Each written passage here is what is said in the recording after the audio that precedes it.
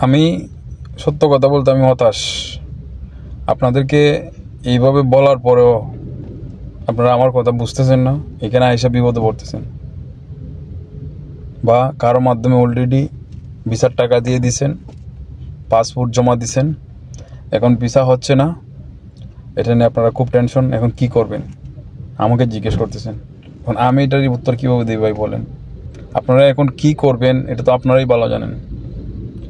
আমি চেষ্টা করি সঠিক তথ্য আপনাদের সামনে দেওয়ার জন্য, এতে আমার বিন্দু মাত্র কোনো স্বার্থ নাই, যাতে করে আপনারা এখানে এসে কোনো বিপদে না পড়েন। কারণ ওই সমস্যাটা আমি পেস করছি, যাতে আপনারা পেস না করেন, এই ভুক্তভোগী না হন, ওইটার জন্য আমি আসলে মূলত আপনাদের জন্য ভিডিও বানাই।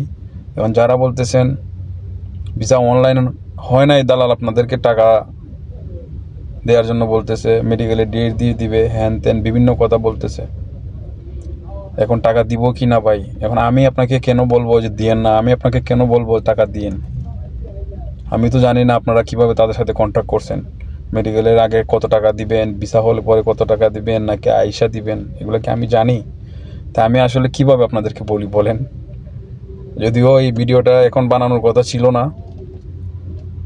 আসলে আপনাদের মেসেজ কল আমার নিজের কাছে খারাপ লাগে। আপনাদের এই বিপদ দেখে আমি জানি আপনারা এই বিপদে পড়বেন, কারণ আমি নিজে এসে বিপদে পড়ছিলাম, ওইটার জন্য আমি সতর্ক করার চেষ্টা করি। এখন যাই করেন বুঝে শুনে করেন, টেনশন না করে সিদ্ধান্ত যা নেবার নেন।